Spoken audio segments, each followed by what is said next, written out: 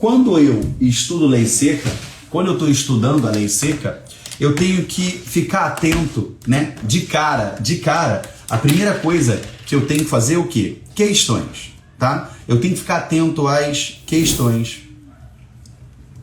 Por quê?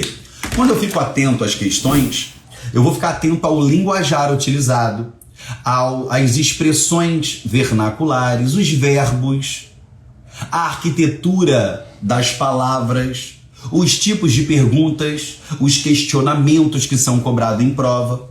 E quando eu tenho trabalhado isso bem dentro da minha cabeça, quando eu vou mergulhar dentro da legislação, eu já analiso a legislação questionando como ela pode ser cobrada em prova. Porque o mal das pessoas é ler determinada legislação achando que tem que entender aquilo ali para a vida dela e fazer sentido, quando na verdade não. Muitas legislações não fazem sentido quando a gente está estudando, pelo menos a princípio, no início. Então, o que eu falo? Quando você está estudando para concurso público, a primeira coisa é, você tem que olhar as questões. Depois que você dá uma olhada nas questões, você vai ler a letra de lei. Depois que você olha as questões, você vai ler a lei. E aí, quando você estiver lendo a lei, você vai fazer o quê? Os questionamentos. Questionamentos. Como assim, Geraldo? Vamos lá. Você abre lá, artigo 37, caput da Constituição Federal. A administração pública direta e indireta de qualquer dos poderes da União, Estado, Distrito Federal e municípios obedecerá aos princípios da legalidade, impessoalidade, moralidade, publicidade, eficiência e também os seguintes dos pontos. Quando você analisa isso, eu li, eu tenho que entender, né? Primeiro, antes de mais nada, como isso pode ser cobrado na prova? Como essa letra de lei pode ser cobrada na prova? Você está entendendo?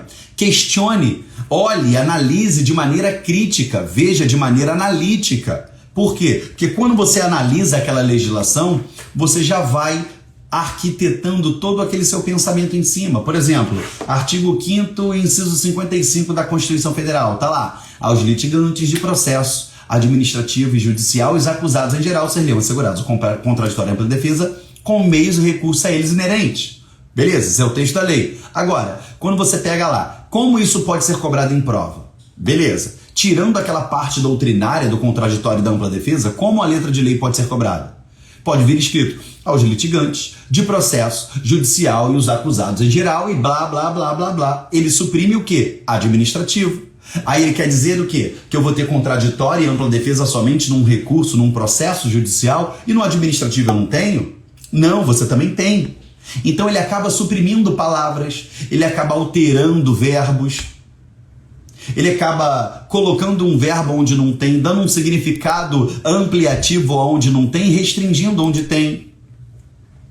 Você está entendendo?